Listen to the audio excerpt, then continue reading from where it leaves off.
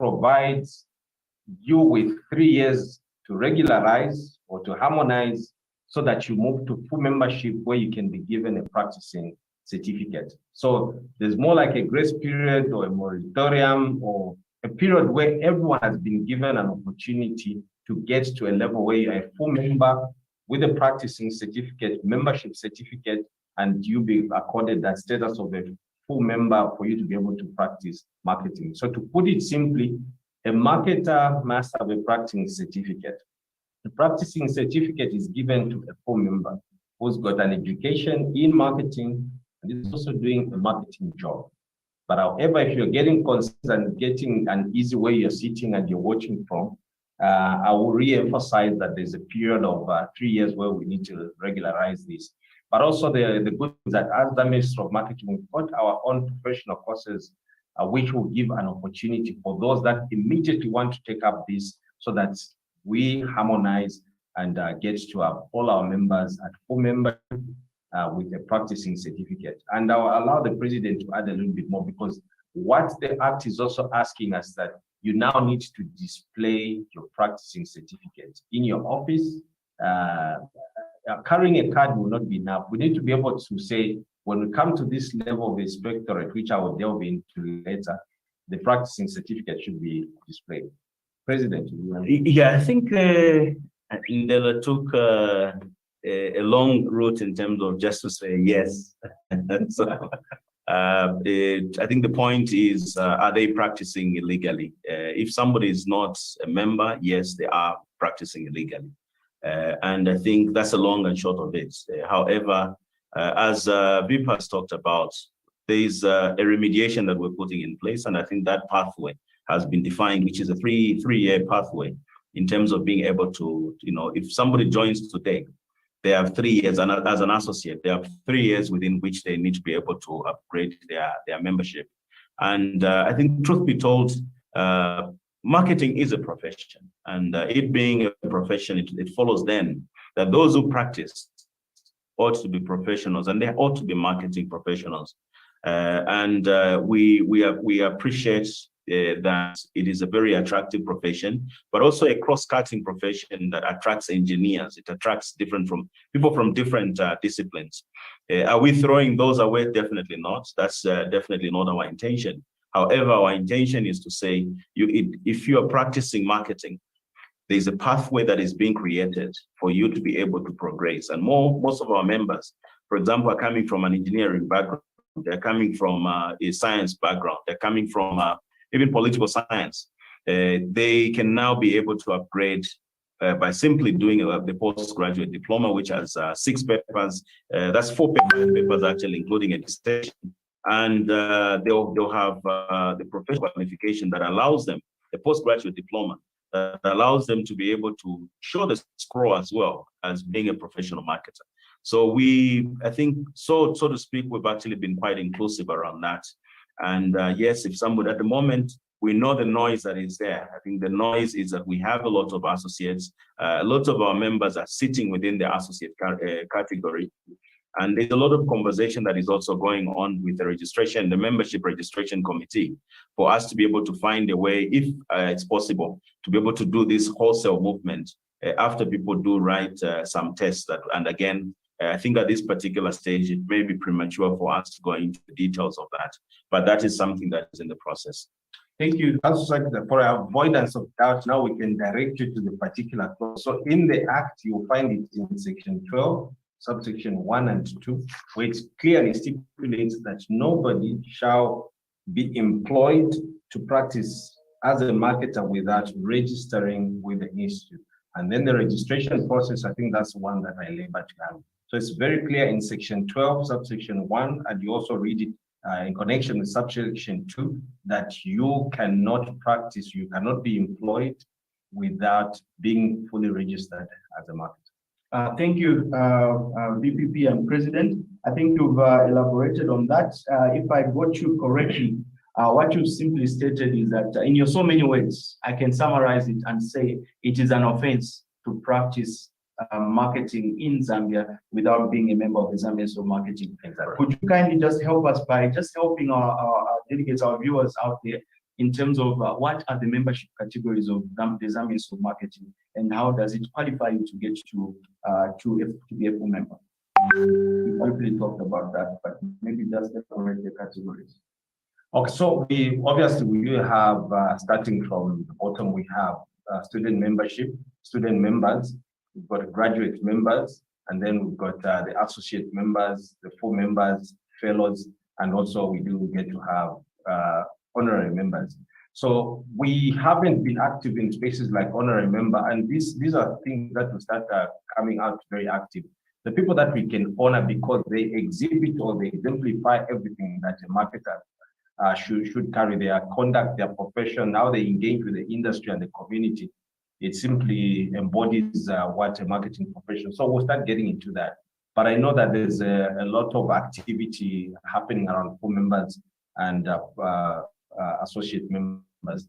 But also I need to quickly mention that there are so many organizations out there that need to register some, and we are very glad some have been very compliant.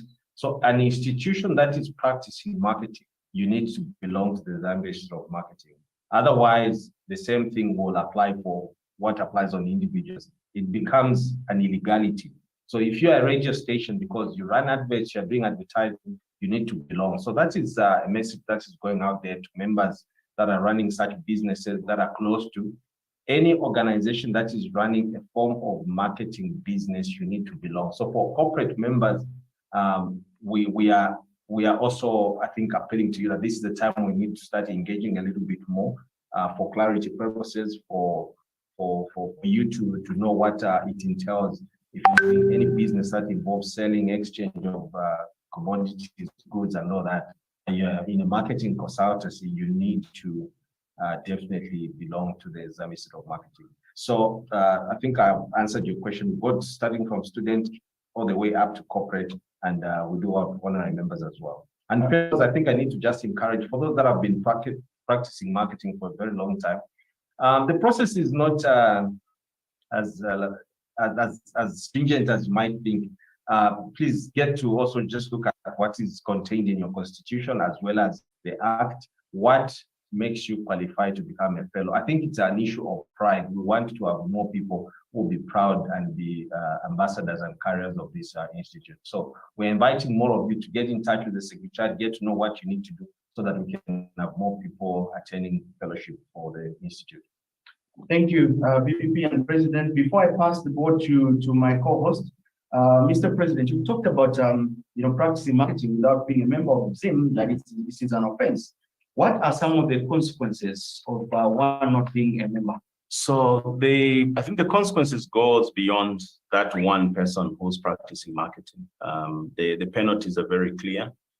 So you're looking at potentially there's a penalty that is it attracts. That's both the organization, which is the employer in this particular case, and the employee who is actually employed to practice without being members of the institute.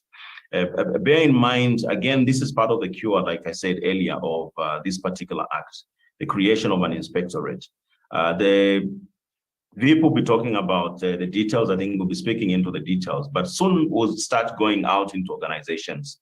And I think it's important preemptively for our colleagues who are joining us via Zoom. I think it's important for them to also start engaging with their employers.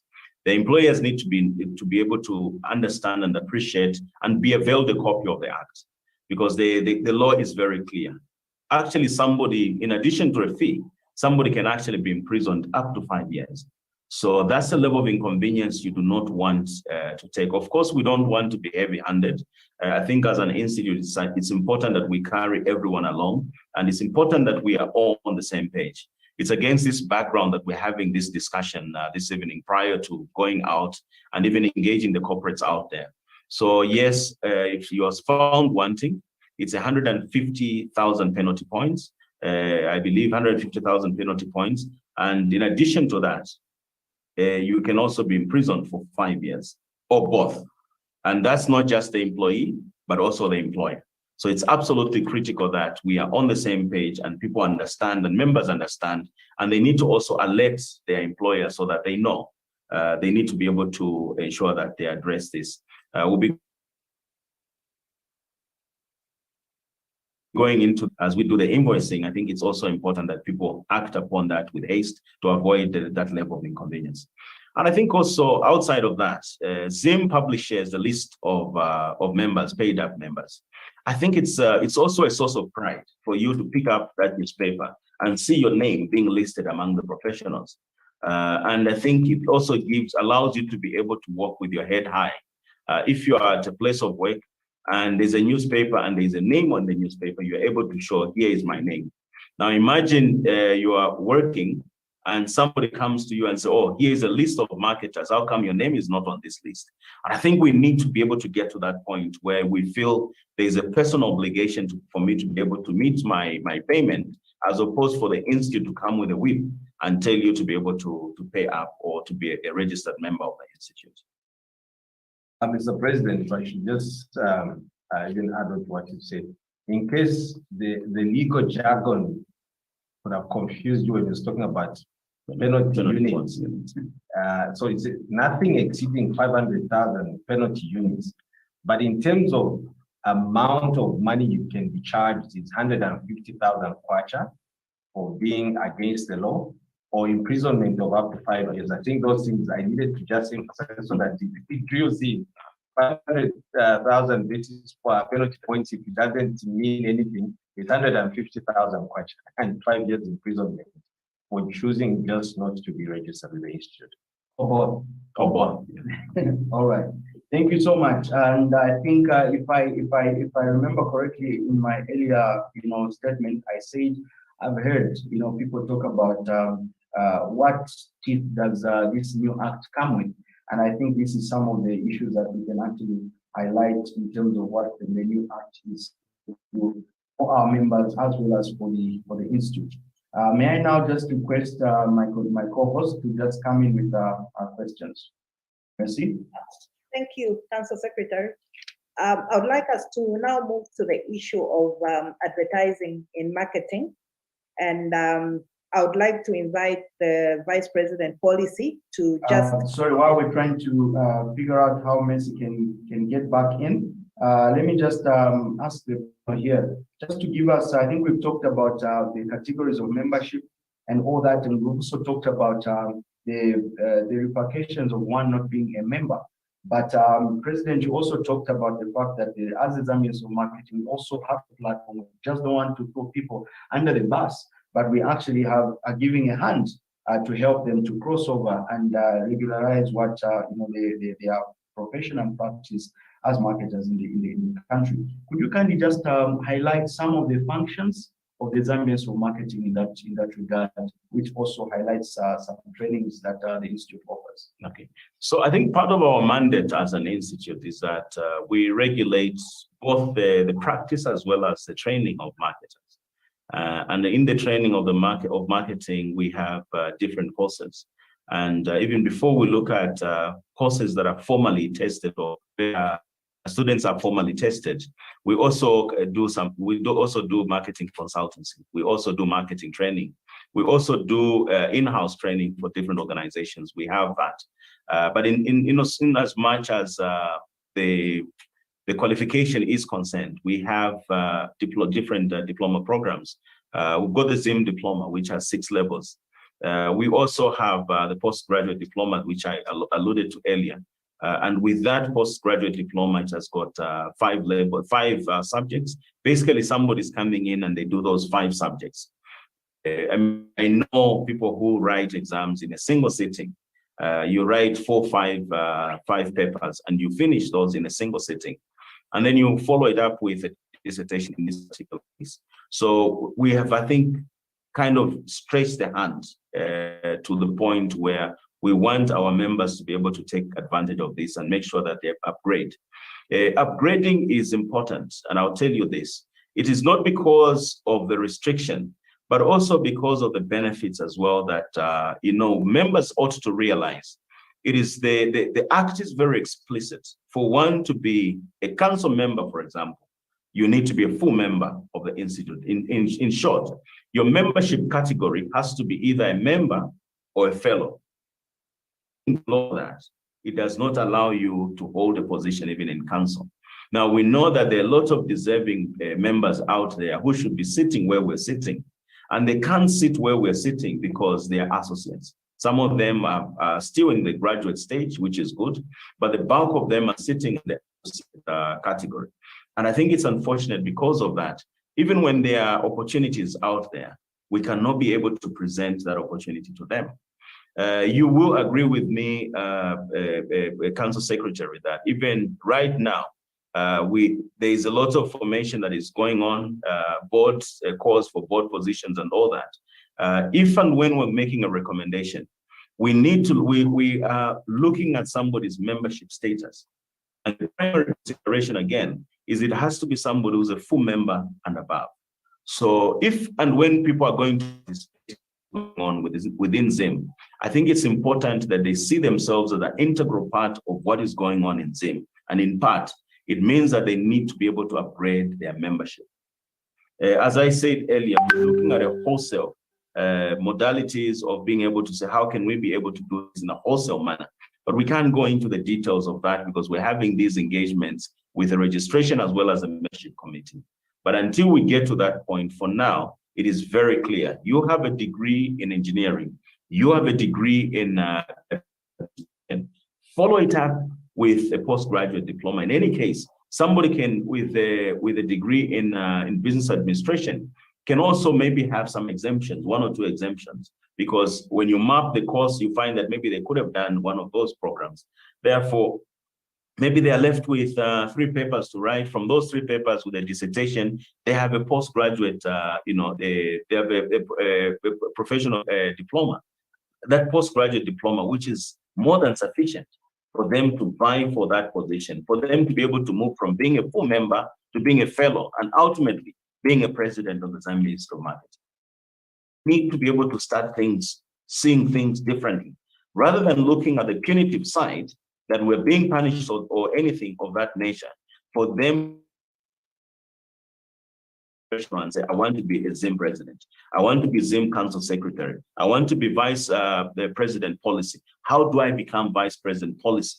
I can't for as long as I'm an associate. Therefore, I need to do this program that is going to raise my chances of being able to become a ZIM president or to become a ZIM council secretary or vice president. We need to be together on this journey. And we are calling and appealing to the members to see this as a progressive thing that is going to allow them or give them an opportunity to one day be able to sit where we are as ZIM president, ZIM vice president, or ZIM council secretary. Thank you so much, President. Before I get to what Vice President Policy talked about regarding the inspectorate, let me see if Mercy has come back on so that she can probably ask her questions. I've been on. CS, confirm you can hear me now. We can hear you. You can carry on. Okay, thank you.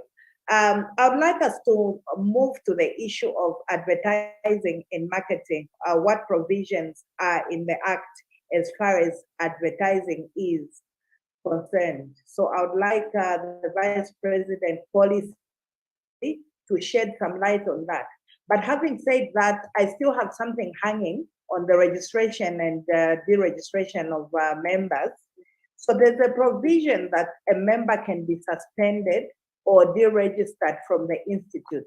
I wanted the president to just come in quickly on that one. What are some of the reasons why a member can be suspended or deregistered?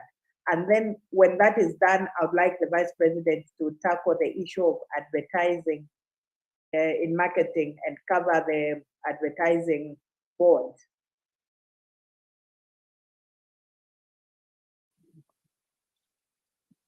Thank you.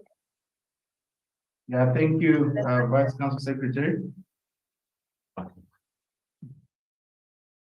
Yeah, go ahead. All right, okay. Let me take the advertising question first.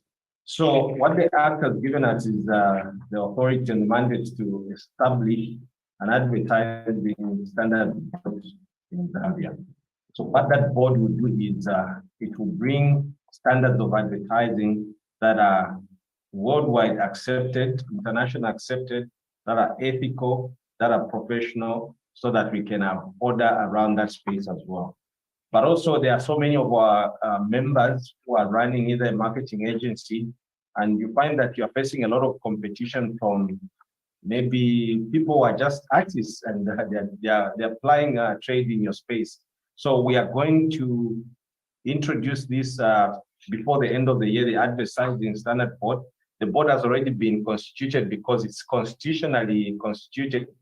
Just to mention for your interest that the board has to include somebody from ZICTA, from Bureau of Standards, from Competition Commission, from the Ministry of Tourism, from academia, also a member of the public sits there, a member of the institute. So the institute is, the advertising board is made up of 11 members, which is headed by the vice president policy, and 4 members that I've mentioned from those 10 critical institutions in the industry. So the appointments have already been done, and this board will be unveiled very soon to the public so that you know that there are people who are stewards of managing advertising standards in Zambia. So this will bring in control, this will bring in quality, this will bring in fairness, and this will also be able to monitor. There are some adverts that you get to watch and see that, is this child friendly? Is this palatable to maybe a certain sector? Or does this speak against maybe religion, human rights, fairness? All that who have watchdogs checking what's happening in the industry on the airwaves so that ZIM takes its rightful place in ensuring that we have the right standards of advertising. So the board has been established. It will be unveiled very soon, and they'll get down to work before the end of the year. Thank you. Let me go to part 3 of the Act, section 13, which is, before I can talk about issues of suspension, allow me to talk about the registration as a marketer. Section 13, under part 3 says, a person who intends to be employed or to practice as a marketer in the Republic shall apply to the Institute for registration in the prescribed manner and form on payment of a prescribed fee. Then we go to, it goes on further to give the details in terms of how much, the institute may determine how much and everything, and all those details that follow through. But in terms of what Vice Council Secretary alluded to, in terms of suspension, Section 18 says, subject to this act, the institute may suspend or cancel the registration of the marketer where the institute has reasonable grounds to believe that the registration was obtained through fraud, misrepresentation, or concealment of material fact. The marketer, B, the marketer is found guilty of professional misconduct under this act or the Code of Ethics, and the disciplinary committee orders the suspension or cancellation of the marketer's certificate of registration. C, the marketer is convicted of an offense under the Act or any other written law and sentenced to imprisonment for a term exceeding 6 months. You agree with me that I think the yardstick is usually 6 months for any other offense. 6 months with somebody who has been away for 6 months, by implication, it means that they will not be allowed, they need to be suspended. The marketer is convicted, the marketer is convicted of an offense involving fraud or dishonesty under the Act or any other written law. So for this one, the moment you're convicted, whether you serve 6 months or not, it is very explicit, immediately you are disqualified. E, since the registration or circumstances have arisen disqualifying the marketer from registration. Case in point, where somebody has some of these offenses that we talked about, even if the certificate has been issued, it can be recalled. 2, the institute shall, before suspending or cancelling the registration under Section 1, give the marketer an opportunity to be heard. And again, I'll go back to what I alluded in my introductory statements. This part of what I've just read is what the new act, or what the 2022 Act number 2 of 2022 has actually been able to put in place, creating the legal framework which allows us to be able to do that. In addition to that, it also creates a legal framework for us to put in place the Code of Ethics, the Professional Code of Conduct, and also the disciplinary procedures being defined by the Act. So it acts more or less like a court of law. And you'll notice that I think as we go into details, or as members spend time to read, I think they'll better appreciate the fact that what this act has done is to actually give us the authority to be able to regulate our conduct as a professional body and to hold ourselves accountable for any inappropriate conduct that may not be acceptable in any professional body. I think we are, with this act, we are equal to most of the professional bodies in this country. Awesome. Thank you, Mr. President. Mercy, your follow-up question? There are some questions that are already coming in related to what we are discussing. So will you allow me to give some of them related to advertising and to membership? Yes, please, go ahead. Okay, so on advertising, someone is asking if the act covers online TV apps such as Apple TV, Netflix, Amazon Prime, and so forth. Is that regulated under the act as well? That is a question from one member. Then a question on membership, I think this is coming from a student. How does a student who is a member of the institute get the practicing license? Those are the two questions related to what is on the floor currently. Just read the last question again. How does a student get a practicing certificate? Okay, sure. So I'll take the first part about advertising, online advertising, Netflix, and all that. So if you had the composition of the board, we have ZICTA, we have IBA, we have Competition Commission and all that. So these members, distinguished members of the board have just been appointed, and then they will be setting up all the standards, reviewing a document that has already been completed, and we will share what standards. But as a general rule, obviously we have standards that have been set that cover issues to do with ethics, that cover issues to do with rights of individuals, the rights to know. You cannot conceal information, you cannot what's the word, induce people into buying something because of the advertising, any unfair standard. So if there's anything that falls short of the standard of international advertising, that is already covered. So if there's anything that a Netflix advert can have that does not meet, then definitely it will be able to cover. But I want to believe anything that's posted online, they are subscribing to international advertising standard, and those are the ones that we followed. So we built our own standards at Zambia. We compared to the region. We consulted a number of countries in the region. I'm happy to mention that also other countries have actually also consulted us even before we fully launch our board. So we've worked with Zimbabwe, we've worked with the South African Association of Marketing to just ensure that we are not putting up standards that have got limitations and are limited to the country, but we are the global approach in addressing this. So in terms of a document that prescribes what standards are there, yes, it's already there. And all these will be made available publicly on our website through the Secretariat. We'll be able to avail these documents to you so that you know what standards have been set and what the law is asking you to comply with. So that will be shared in due course, and which is very soon, definitely in the next few weeks, so that people know when the inspectorate start acting, when the board of advertising start acting, people would have already been in the know. And that's why it was very critical that we engage you people first. You start looking for the information that's not available. You seek clarity tonight where you're in doubt, so that we don't have our members panicking when they see an inspector, or when you see a penalty, you see a charge, you receive a letter asking you to withdraw your advertising content online, social media, in the print media, outdoor, or whichever channel you're using. We want you to be in the know. Standards have already been set, and they'll be available to you. Thank you. Thank you so much, the Vice President Policy. I have a question here from Chico Siamuzuru, who is actually asking, what are some of the marketing qualifications that the Zambians for Marketing recognizes for full membership? Yes. So in terms of qualifications, what are some of them? It's a myriad of papers that the ZIM considers. Now, I can't obviously speak. I've had the privilege of sitting in the membership registration committee. there's a course content. So we're looking at 60%, above 60%, if I'm not mistaken. It has to be marketing courses.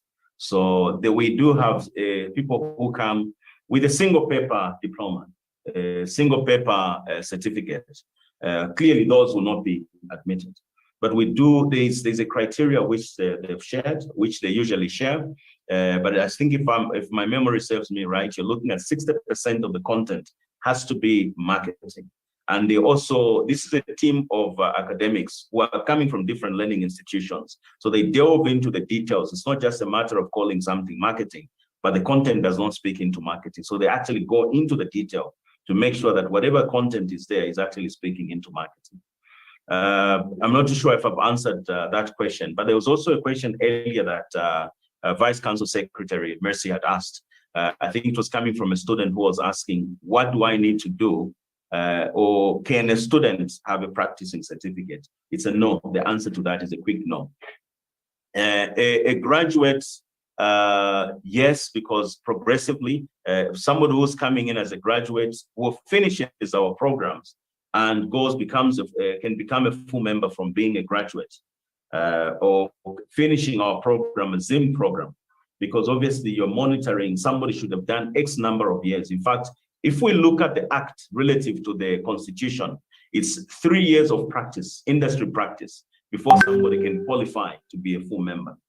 And that's why it comes back to the conversation of associates, because a good number of our associates have been in the industry or practicing for over 5 years.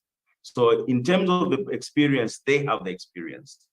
It is that push that they now require, the academic side in terms of the marketing theory, that they need for them now to automatically become full members. So a student cannot have a practicing certificate. An associate cannot have a practicing certificate. So it's something that is given to full members and fellows only.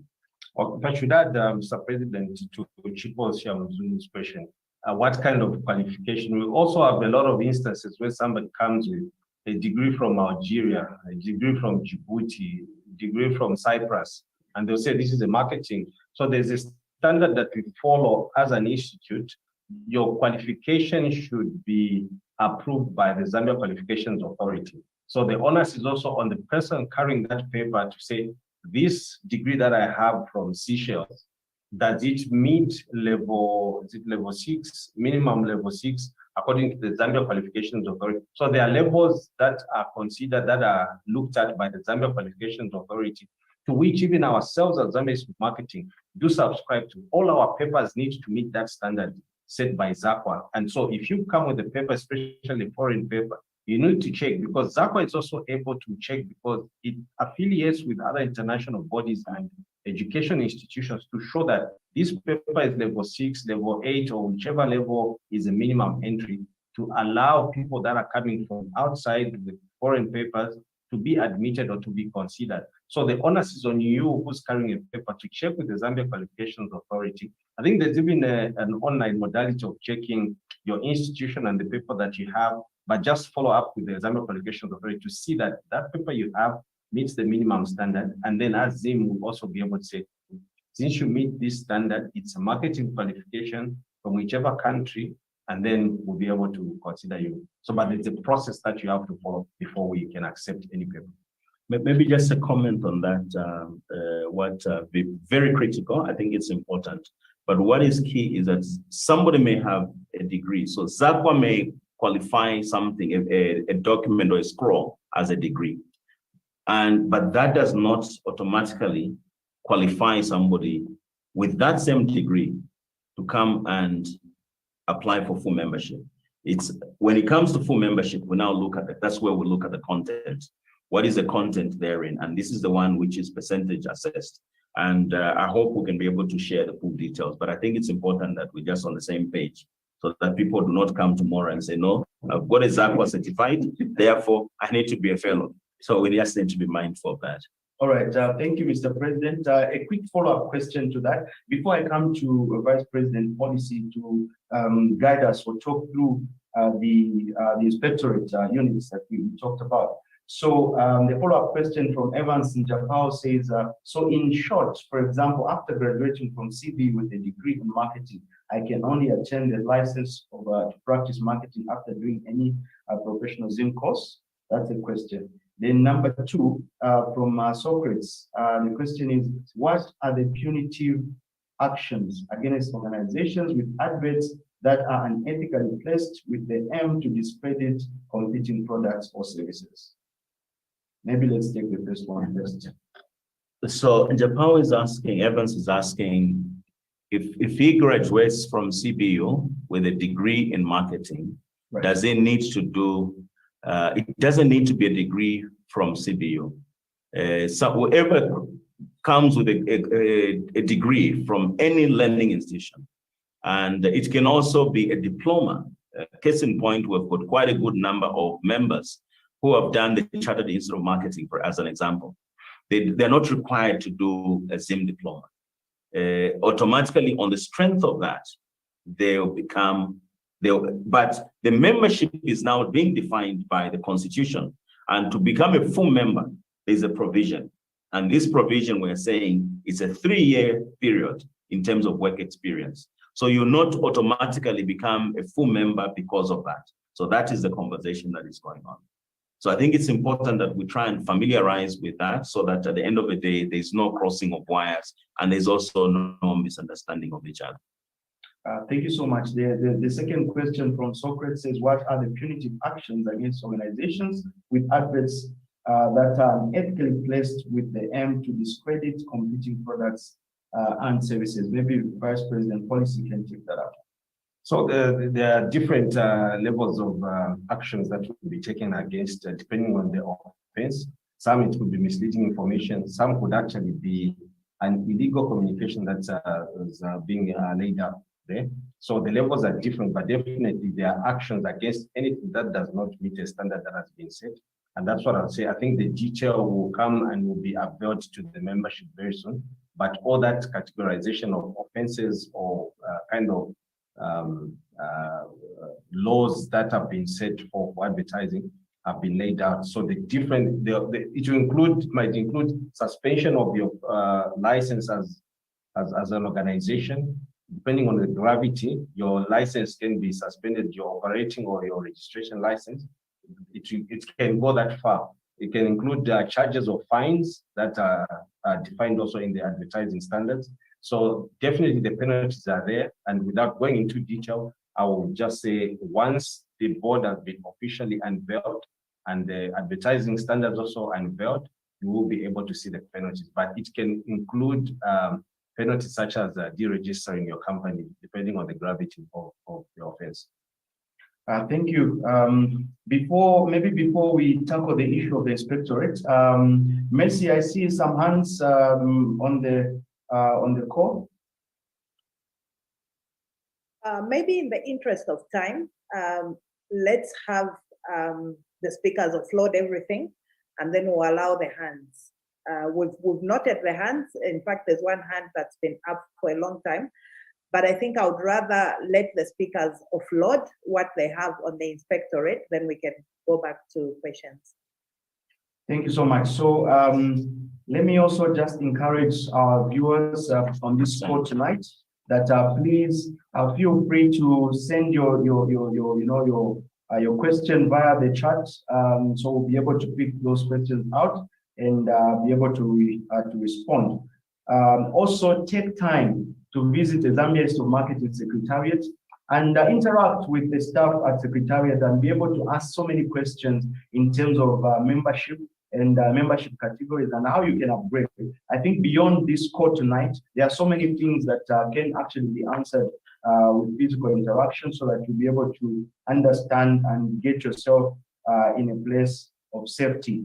That said, let me turn to Vice President Policy now to just delve into the issue of the inspectorate. We've defined what marketing is. We've defined who a marketer is. We've defined the various categories of membership. And now we're saying there are also some punitive measures for those who are actually going against what the law is saying. So now, before we actually launch out these inspectors into these organizations, to check on people, to check on companies and what we are doing as an institute, as a professional body, what is this inspectorate that we are talking about? So, colleagues, ladies and gentlemen, very important aspect to discuss and to let you know about.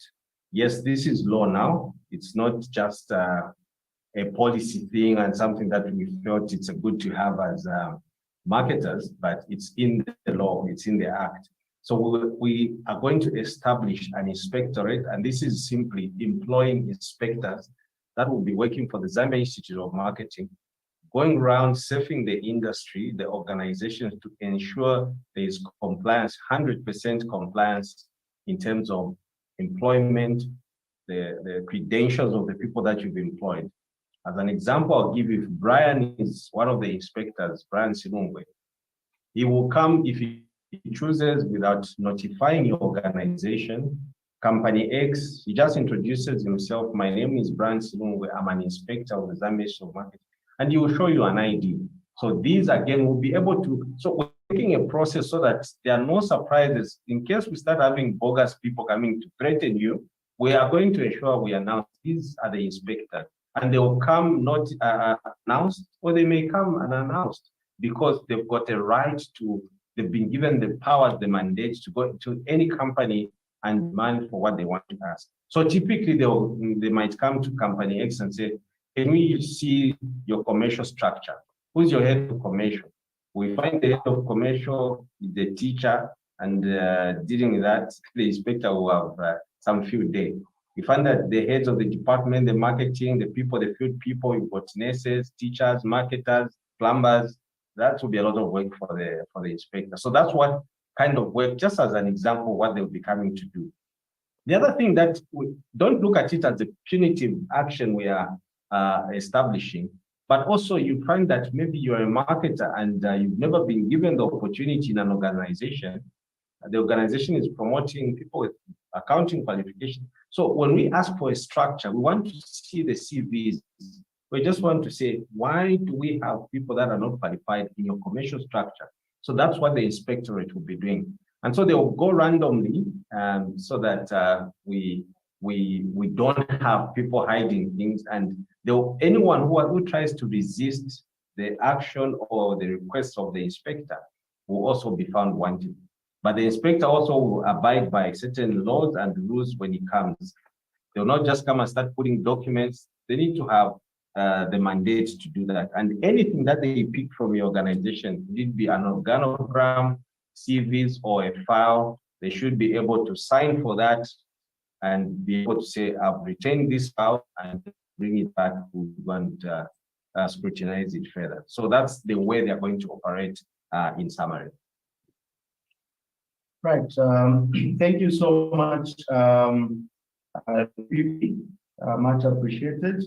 At this point in time, let me just, you can ask follow-up questions to the inspectorate that Vice President Policy has just talked about. A question from Jason Mwapi saying, how much is required to get a ZIM professional qualification certificate or postgraduate diploma in marketing, and what's the duration to complete the course? So before I go to that, I just wanted to also add further to what Vip alluded to. There is also an offense in the act, which is obstruction of inspectors. So I think it's important. Others may think, no, we're just going to close the gate and will not allow them to be able to gain access. That is also coming at a cost. And that, again, is in the act. So you'll be charged with an offense of obstruction. And that's the last thing you want to be able to do. I've got, if you allow me, I've got, this is a postgraduate diploma, a flyer here with me.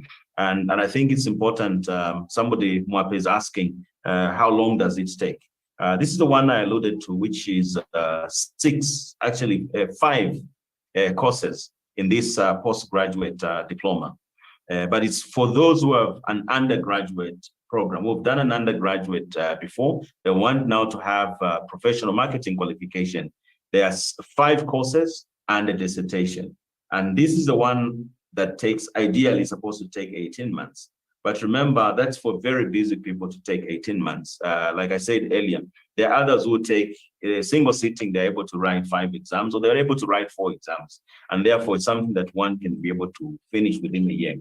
The diploma in marketing, the ZIM diploma in marketing, This has 6 levels. And for those 6 levels, it depends on, we have 3 sittings, I believe, in a year. Out of those 3 sittings, one can be able to stretch themselves. It goes up to level 6. So one can be able to sit, they can stagger it, but ideally you're looking at being able to complete this program within 3 years. So within 3 years, again, it's ideal. I think the provision that was made for one to be able to progress from being an associate into being a full member, I think that 3-year window is more than sufficient. One can be able to start either the diploma itself or the postgraduate diploma and be able to finish the diploma within the 3-year period and be a full member of the institute. Right. Thank you so much. I hope that has been answered. What category of membership will constitute inspectors and how will inspectors come to be? This is from D. Kambole. Number one, an inspector at least has to be a full member. And why we're saying this, because we want to get people who also got a full understanding of our institute and what happens. And we want people who are also moving as ambassadors to ensure that they're defending the constitution and defending the acts that we have. So minimum criteria, we want people who've got at least basic experience in interacting with this, because we want to also maintain relationships. We don't want to start having to rough up people in a way that will leave sour taste in the mouth and in the interactions that these inspectors will bring. It's about building our institute. So whichever way these inspectors do it, we still want you feeling like we are being visited or we are being engaged for the sole purpose of just sanitizing the standards that are in the marketing fraternity. So these will be professionally trained. Minimum qualification is somebody, a full member of the institute. But as and when, depending on also other external factors that we may consider, I'm sure there must be a budget for the institute to consider other professions. But for now, what has been said, these are full members coming from amongst our membership. They will be employed and fully trained to undertake the job that they'll be assigned to. Thank you so much for that answer. I saw a hand from Mwangala, Thomas Mwangala. If you could go ahead, turn on your mic and pose your question.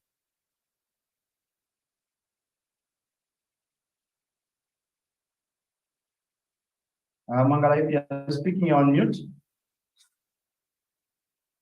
Thomas? Wow, Thomas is, okay, there he is. Yes, Thomas, go ahead. Good evening, moderator, and good evening to the panelists. Yeah, I hold a bachelor's degree in marketing from CBU. I also have a professional diploma marketing ZIM. So my question, I'm also the publicity secretary for Lusaka branch. So my question is on behalf of the students that are not on this platform or in this meeting, to say, with the structures of the ZIM courses now, I've realized, or a complaint came through one of the students that that did a professional diploma in marketing, that there's a gap in between the professional diploma in marketing and the postgraduate diploma in marketing. So there's no leeway of you progressing to do a postgraduate diploma in marketing. You have to go elsewhere and get a degree and come back and do the postgraduate diploma. What is ZIM doing concerning this gap in the qualifications? I thank you. Submit. Thank you, Thomas. Take a note. I'll just allow the panel to just respond to that. Thank you so much. Yeah, I think it's a very valid point. That's a level 7 qualification that he's talking about. And the level 7 qualification, without going into so much detail or technical jargon, it's a degree program. So we do not have a degree program within ZIM. So we're skipping. So we provide diploma, then there's a gap in between, and then we go on to go and do a postgraduate, which is level 8 program. So yes, there's a bridging activity that is taking place. For now, we've gone into partnerships. In fact, previously we've had partnerships with CBU. That's how come there are certain exemptions that allow us, again, for students who have done the diploma to progress and go and do a level 7 program, which is a degree. We also recently signed a memorandum of understanding with Metropolitan Kenneth Kaunda University. Again, the idea is that that program should be able to serve as a bridge. We have a lot of partners who are seeking, or learning institutions that are seeking to come this way to ensure that we do just that and be able to close that gap. You will agree with me that a level 7, a degree program, is an academic program. We are offering professional courses. And therefore, that's why we have allowed these partners to be able to provide a bridge that makes you to be able to move from a level 6 to a level 7. From a level 7, we can be able to handhold you to a level 8. Allow me, Council Secretary, also, as we are having this conversation, I think earlier on I alluded to the fact that one can actually be able to do this within a single sitting. And now, of course, the Higher Education Authority has prescribed the number of hours. My assumption is that if I'm going to do this in a single sitting, clearly I should have put in the hours. So it may take me 1 year to prepare, or it can take me 2 years to prepare, but I still get to sit in a single sitting and be able to do that. So that does not negate or take away the fact that somebody has not put in the hours. It could be a question of somebody being able to say, I intend to do this and do it within a short period of time. In any case, like I said earlier, we have 3 sittings in a year, and therefore somebody can be able to stagger them. Maybe in the first sitting, they write 2.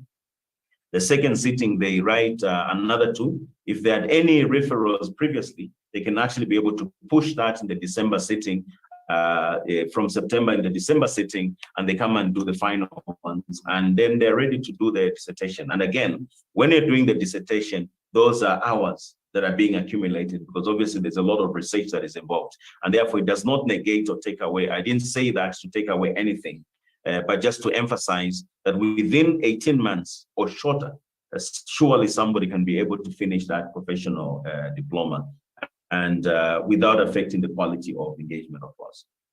Thank you, President. I guess that actually responds to the question from Moses Chitoshi, who was actually asking about sitting of exams, whether or not it conforms to the standard by the Higher Education Authority in terms of the number of hours that you have to take to do that. Thank you for going ahead to respond to that. I see a hand from Dr. John Mapulanga. Dr. Mapulanga, you can come in, please. Okay. Good evening, ladies and gentlemen. Good evening, the panelists. Good evening. There are 2 observations that I wanted to make. The other one was on the advertising standards. I'll equate it to what I do. I'm in the biotech. That's where I've spent my life selling biotech products. The biotech products, before they come into the country, we have WHO, World Health Organization, generic standards. So the generic standards, then when we want to bring the products in the local market, like Zambia has also put some certain standards which are not even in WHO. They'll get from the generic, and then they had something which they feel meets the country's needs. I'll give you an example. There are certain areas, the product would be coming from Europe, which is very cold. And then you're bringing it to Zambia with different temperatures, which means that temperature might affect the performance of the product.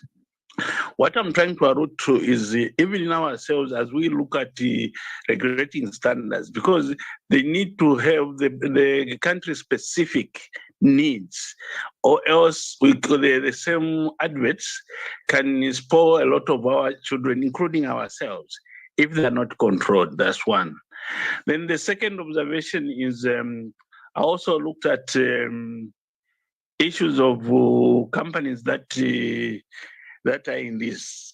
If you look at the registered entities which are members in this country, is extremely insignificant, because each and every department, it has sales and marketing. And if they have sales and marketing entity and they are not members of the institute, where do they belong? So these are issues that we need to mop up. And my further observation is, as we go through and establish an inspectorate, for futuristic purposes, I also suggest that we train our own prosecutors who are going to internalize our act and what is required, so that when they get into the courts of law, they will be able to interpret our act to the latter. Of course, somebody would argue that, but we have lawyers and we have these people. But I've seen best practices from some of these companies that need a lot of, some of the issues that need a lot of, that deal with sensitive things. Look at Zawa. In its Zawa, they have their own prosecutors. Look at even workman's compensation. They've trained their own people that would handle those cases. They understand the nitty-gritties of those cases to secure convictions. So in this case, we have gone in the right direction.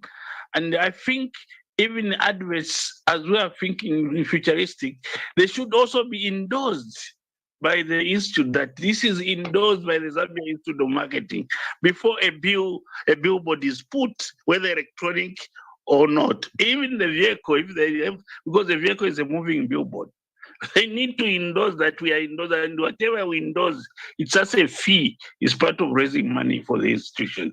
I submit. Thank you. Thank you very much, Dr. Mplanga.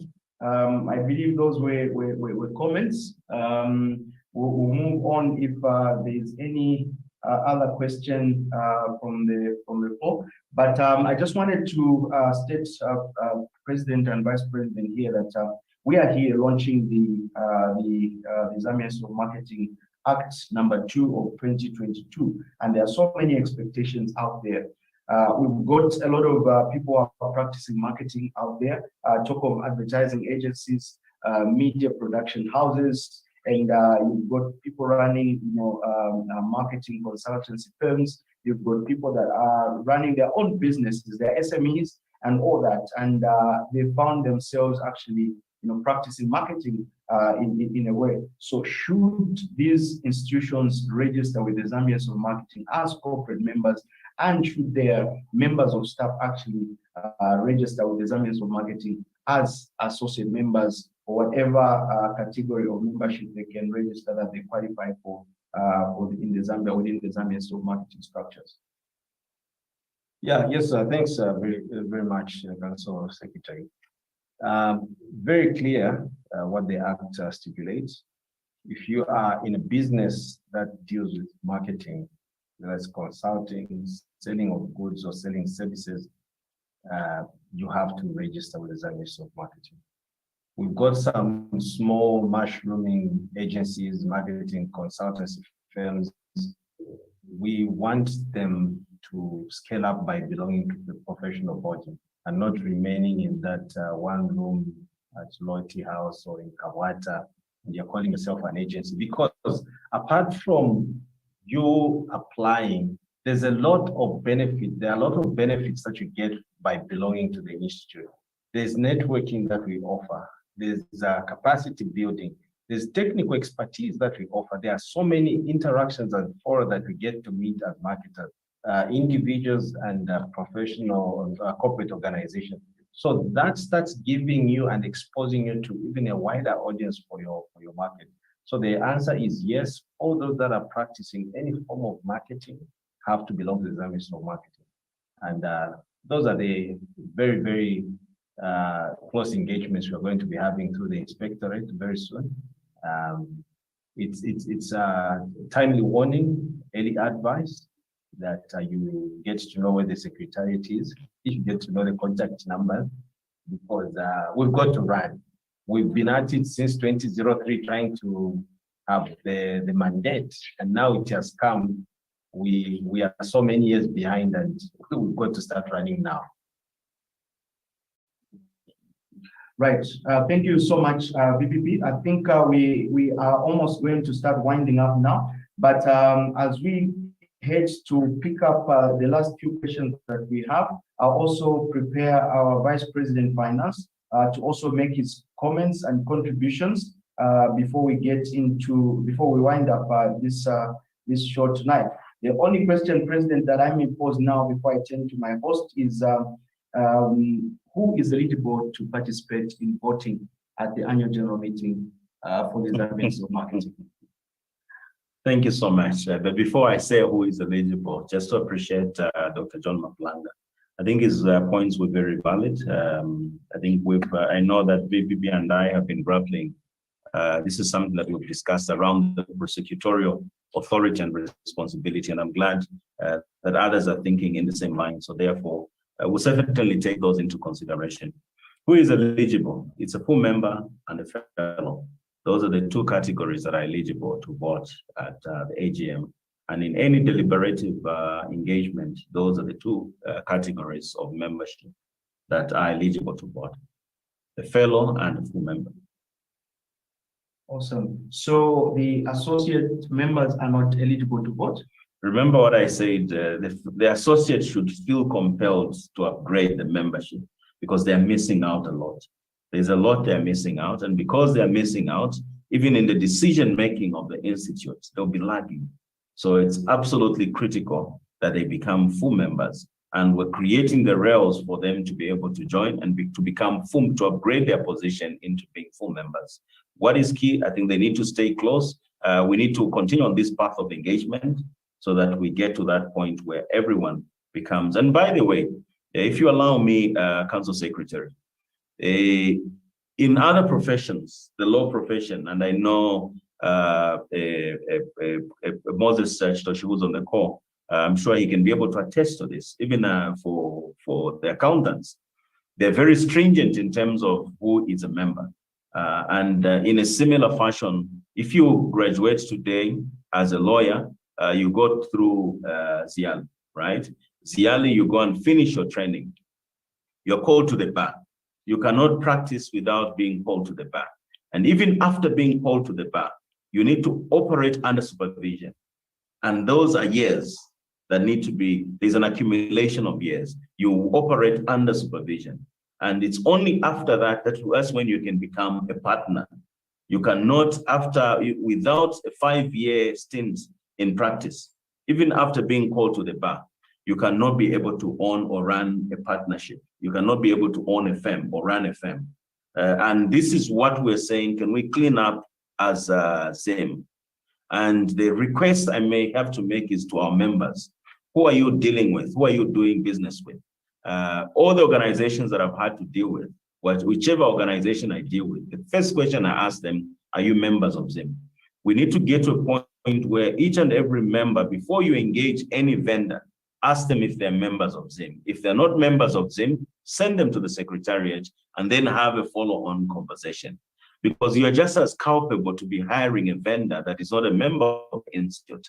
And in any case, would like to see the inspectors even asking these questions beyond the employees.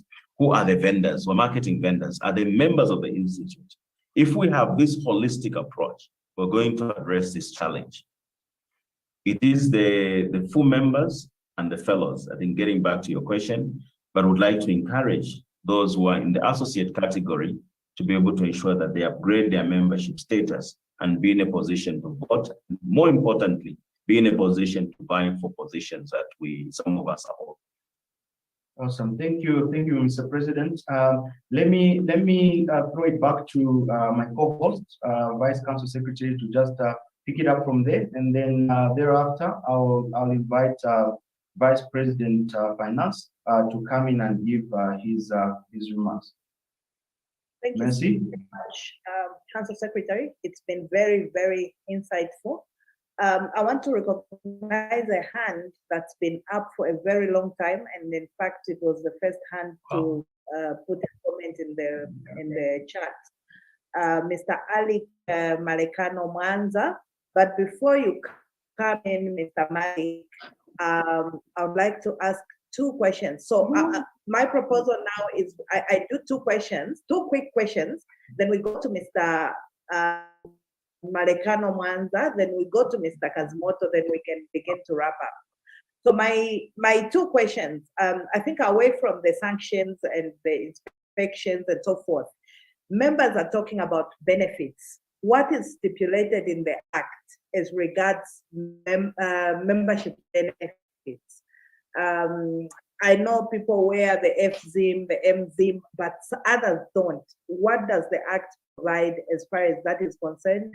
And then there are also issues of professional fees. Can Messi stand up and go to a company where there's no, probably they don't have a marketing department and offer her services and charge a professional fee? Do we have that provision? That is question number one. Then the second question, another issue that is irking the institute, the issue of regionalization. What does the Act provide for? Is there any regionalization in the Act? Those are my two questions. Then I would like us to move to Mr. Mwanza and then Mr. Kazimoto, and then we can wrap up. And then thank you, Mr. Thank you, Mwanza. thank you, Messi. I'll allow. I think let's allow the question from Malekano before the panelists could respond to that.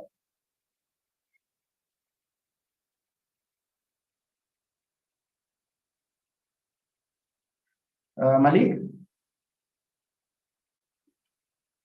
Hello, can you hear me? Yes, we can. All right. So I had two questions. One has already been asked, and I'll just add a comment to that, in the sense that when a lot of these membership organizations, especially the ones that are under statutory instruments and all these acts, what happens is you pay all these memberships and you pay all these subscriptions, but for a lot of them, there is no real benefit. And the only thing that you are actually told every time you ask is that by Act of Parliament, chapter so, you are supposed to be a member. I think we need to be a bit more creative than that, and be able to actually give real benefit. Because if for example, and a small organization like ours is paying maybe up to 13,000 for the members as well as the company membership, and the whole year, like, what do we pay the 12 pin for? You know, I think there needs to be something that will make the 12 pin worth it. So just to add on to the question that was asked, what are the real benefits? My other question, which I think I will need to maybe get a bit more response in terms of when the inspectorate and all those come in, is how do we intend to put a finger or to put a regulation on, and I speak of them a lot as competitors, on international marketing agencies that are hired by Zambian companies or companies operating in Zambia. And they do everything, could be in South Africa, could be in the UK, produce content that plays on the Zambian market from wherever they are. And all this goes on and on and on and on. And for the bigger part, stuff that they do is really nothing out of this world, that can be done by any Zambian thing, and marketing agency, or advertising agency, or creative agency. And then so I am not explicit on which part of the Act covers that, in terms of, we're not saying don't come to Zambia, don't come and compete, but they need to be regulated as much as the locals are being regulated. But how then are we going to regulate them? Because Company X has hired them from South Africa and they're doing everything from SA. All they're doing is then sending material here and posting on social media, being controlled from that side. How are we going to deal with that thing? Because I think for me, it's been a big thorn in the flesh. Thank you. Thank you, Malik. I summarized, I think, this into three questions. I think the first question you asked was basically riding on the question that was asked by the Vice Council Secretary. So the three questions, President and Vice President, the first one is to do with the benefits, and the second one is to do with you got those, and then I think the other one is in regionalization, and which we talk Professional fees. and professional fees, and then also coming to the last question from Malik regarding what do we do about foreign firms that come into the country and are hired by some of the local firms here to be able to do some marketing activities, which some local agencies actually can do. Is the act does the act provide for that kind of protection or punitive measures that can be taken against those in order to regularize what's happening around? Okay. Do we allow Kazimoto to come, or we can take this? We can take this. Okay, I'll go first, Mr. President. You know, members, and we appreciate that these concerns are coming out now, and they've been coming out for years on end. What are the benefits, apart from getting a card, being called MZIM, FZIM, or AZIM? And we've also been on your side where you are, where we felt like, what are the real benefits? But I think we're at a point, at a juncture where we need to start looking at these things. It's a process that we have to go through. It's like achieving independence today when our friends had achieved independence in 1970. They've gone through the motions. We always admire what Zika has been able to do, what LAS is able to do, Engineering Institute, and all these that are also enacted by the Parliamentary Act, which Marigano referred to, which should not be a benefit per se, but because that's what we are established by an act of parliament, and it should mean something. So you've seen the property that they even own. A few weeks ago, LAS was unveiling a very beautiful 5-story building. We've seen Engineering Association, we've seen Zika, we see even their nice branded vehicles driving around. But we have to appreciate that it's a process. Where we are, we know that we'll be able to get there. It may take a little bit long, but we are seriously working through the night to establish structures, modalities, to look at quickly what should a member benefit from, individual, corporate member, because we've got all these things that are enshrined in this act to say, you have to enforce, you have to do this. Just the mere fact that we are now going to start enforcing, even out there, some of the members that are on this call right now probably haven't even paid membership for 3, 4, 6 years. We're saying, let's get to do the right things so that we also give you back what you're asking for. If you're asking for more benefits and you're paying 1,000 kwacha, and we are comparing to our colleagues who are paying 5,000, 10,000 kwacha for their membership, that information is there. We should be able to see how are we going to get to where we want to be. It's going to be a journey, but we have started right now. So I think there will be quite a lot of engagements this year, next year coming, and we are inviting you to take us to account for all these things that we are saying there will be given. We want you to be on the lookout. We want you to be there, even to bring suggestions on what you think can be implemented from the constitution that has been shared, from the act that has been shared.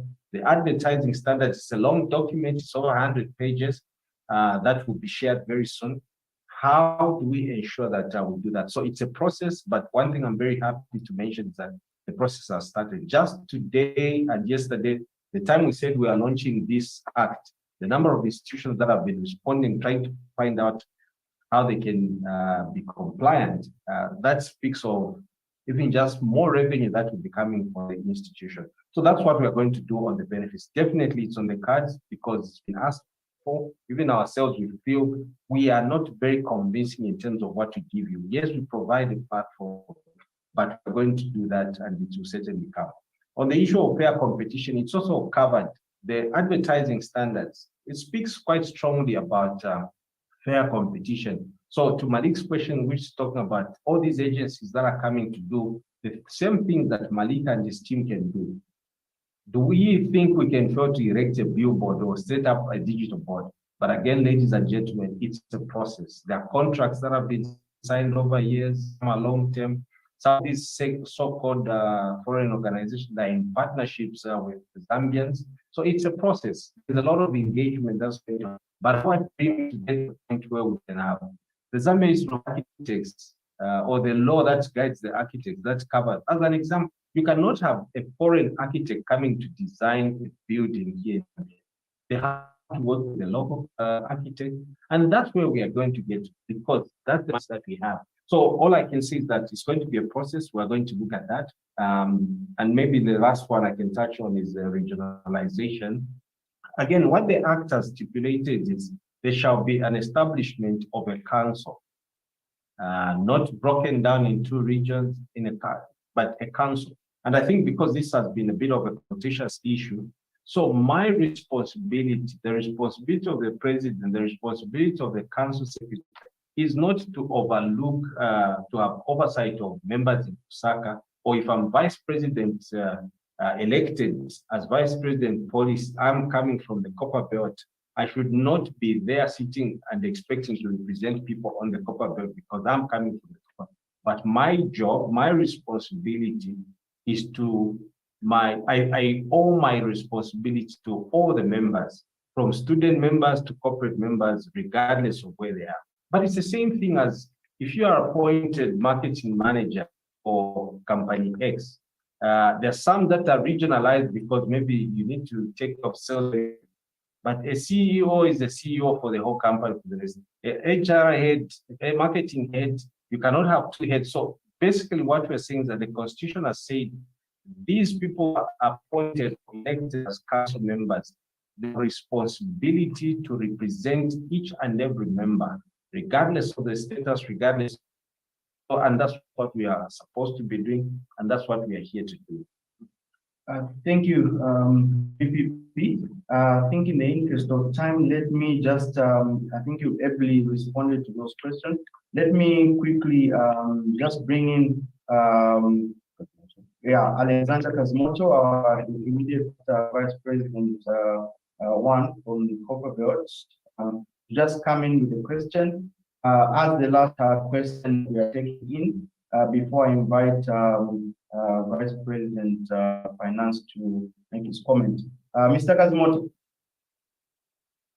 Thank you so much, moderator. Good evening, President. Good evening, the panelists, and good evening in the entire membership. I think my take is that basically this is a new moon.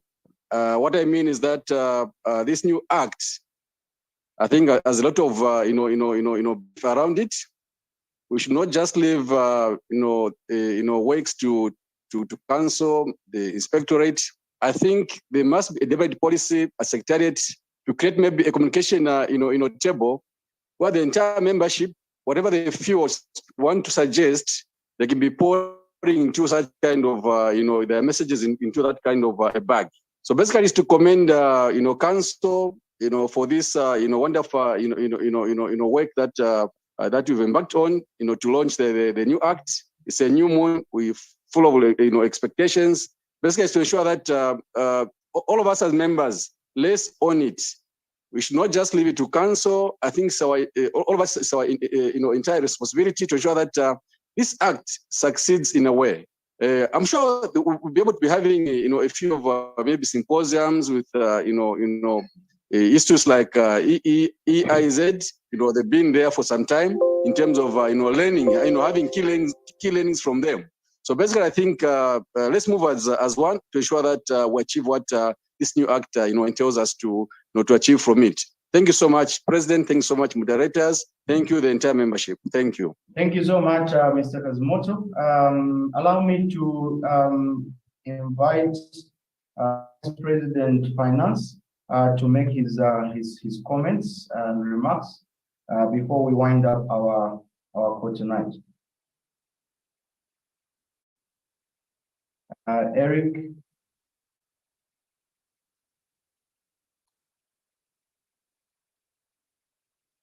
Is Eric still on this call?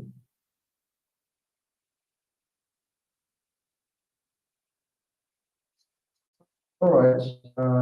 He seems to have dropped out. Maybe before we actually do wind up, let me pass the mic back to my co-host, Mercy. Your concluding remarks before we can just ask the panelists to give their concluding remarks as well. Thank you.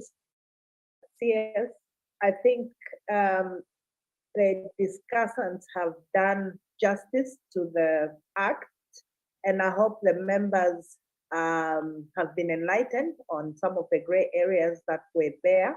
I think it shouldn't end here. Let's continue interacting.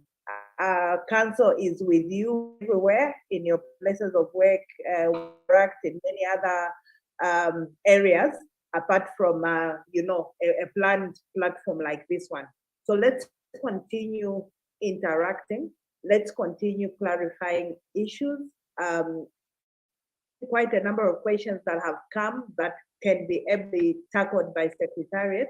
So as we go to renew our memberships, as we go to do different things at the Secretariat, let's endeavor to interact more and get more answers. Otherwise, for me, it's been very insightful, and I'm pleased to see the number of people that have joined the meeting, although we could have had more. So for those of us that were able to listen and contribute, let's spread the message across. Let's inform the others that were not part of the meeting of what ZIM is going to do going forward. Otherwise, thank you very much. I've enjoyed hosting from Chingola. Thank you so much, BCS. May I now just request Vice President Policy just to give his closing remarks, and then I'll go to the President, and I'm going to close. Thank you very much to you, Council Secretary and your Vice. You've taken us, I think, through a very interesting 2 hours. I thought we would be here for an hour launch, and we did, but it's been very engaging. Thank you for all the comments and even the suggestions. I think there's been quite some positive feedback that has come, and we've taken note. All the concerns we've taken note, because we need to build on what we have started. And all I can assure you that this document we have launched to you is yours. It's for the Institute.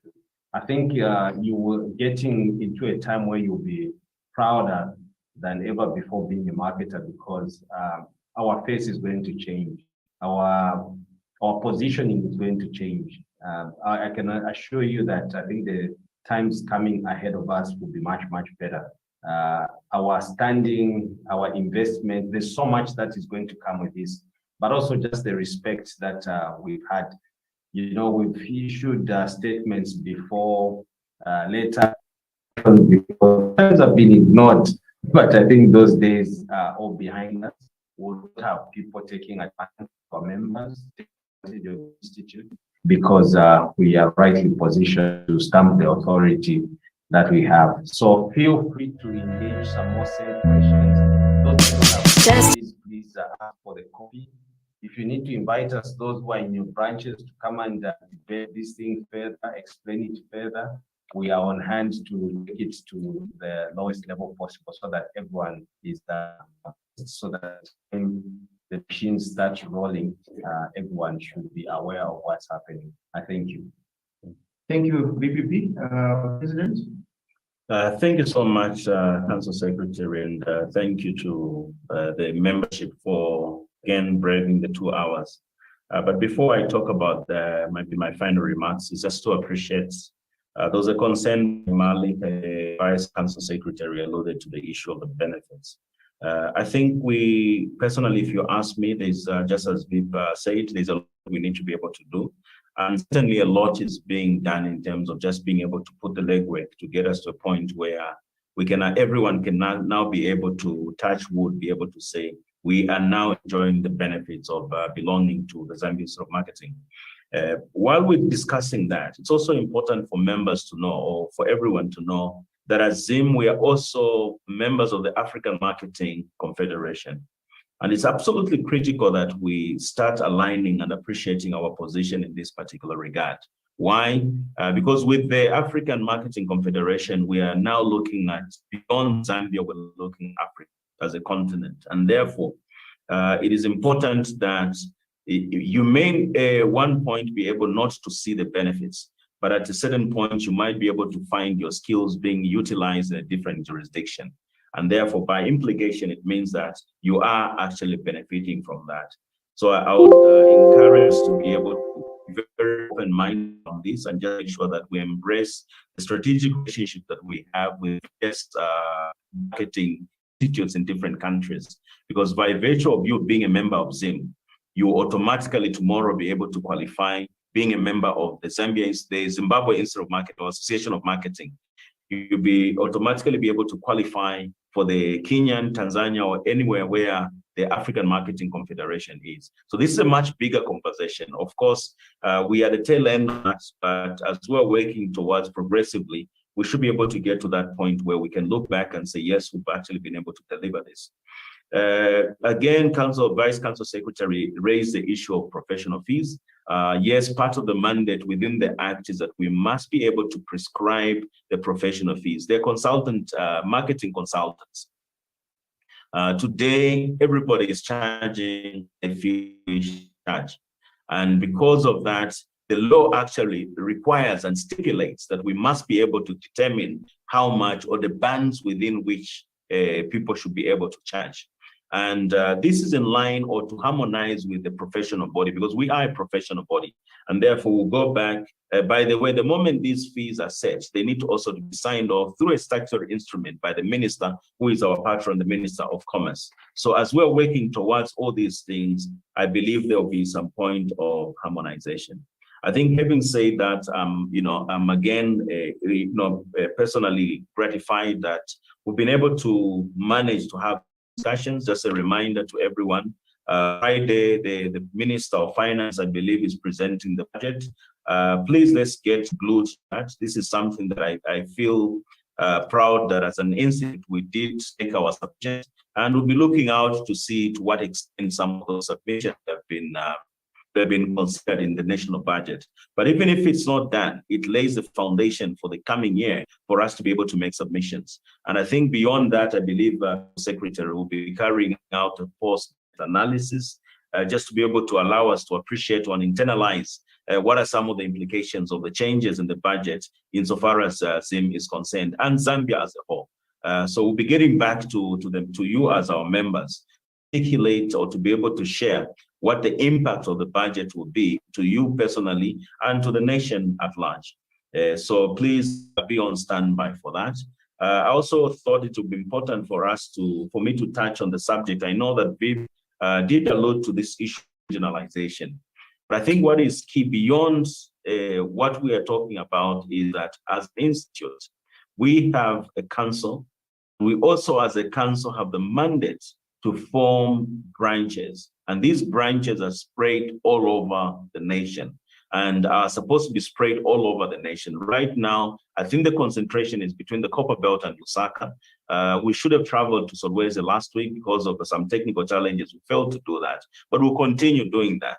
Not to create regions, but to create branches. And I think it's absolutely critical that we are all on the same page on this. Our mandate is to form branches. In addition to branches, there's a secondary layer, or there's another layer, which is the chapters. And you'll notice that the team has been very aggressive. We're very aggressive to try and make sure that each learning institution that is offering marketing also should have a marketing chapter. It creates a hatchery through which we can be able to create branches, and from branches to ensure that people aspire to be council members. So basically that, I thought it would be important for me to re-echo that. Additionally, as Viv said, the Act is now a document that we can be able to share with our colleagues, but let's make sure Act with the HR practitioners in your organizations. I would like to believe that a good number of us are coming from different organizations. Can you make sure that you avail them a copy? And I'm glad that the soft copy that was shared. Let's make sure that even before, because as council, we have a date with the Zambia Institute of Human Resource Management. But even before we do that, make sure that you socialize the Act so that they have availed them a copy of the Act so that they understand. even when we come to visit, when that the visit is being made by the inspectorate, it should not be done out of surprise. They should know that we're actually following the act, and which act they should have been given the privilege and opportunity to review beforehand. So I would encourage us as to all the members who make decisions in our organizations. Present it to your HR, present it to your finance. Your CFO has to be aware of this. Your legal team has to be aware of. If you have a legal team, make sure you avail them a copy so that they can translate and share the implications with the rest of the employers so that they know what is the downside of not being able to adhere. If we can do that, I believe we'll be in a much better place. Finally, I just want to speak to the guys on the Copper Belt. I believe there is a planned regional conference that will be taking place sometime soon. I hope you guys are putting your heads together. We're working together and making sure that everything is in place. Let's make a date and let's make sure that we show up in large numbers. If there's any support that you require at a personal level or collectively, please do raise your hand. Conference, a resounding success that it ought to be. So thank you so much, Council Secretary, Vice Council Secretary. Thank you for the moderation. I think this has been a wonderful discussion from my end. I'm grateful. Thank you. Thank you so much, Mr. President. All I can do for now is just to give you a warm round of applause for the great job done in terms of you articulating the issues and highlighting the salient features that actually our new act is talking about. To all our participants who were on this spot, may I take this opportunity, we don't take it lightly, to just stay on this call and be able to listen in and ask the relevant questions that have been ably answered by President and the Vice President policy in terms of which direction we are taking. The act has now been launched. Ladies and gentlemen, let's take time to support the Zambia School Marketing. The council is there and we're working tirelessly to ensure that the act actually is actioned, and we should be able to learn a lot from that. I also encourage you to participate in all the activities of the Zambia School Marketing and what we're trying to do and achieve, because together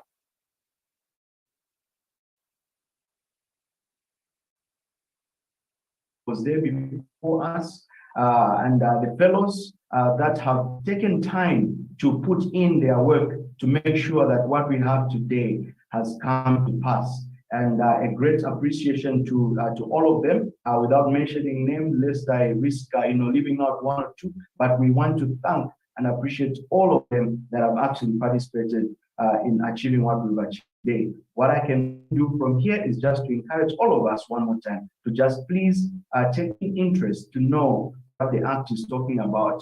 We didn't have a constitution in the previous act. We now have a constitution backed in the act today. So we actually have the act, the new act of Act number 2 of 2022, as well as the constitution. Let's take time to go through this. It's for us. And from there, we'll be able to learn what is going on with the Institute.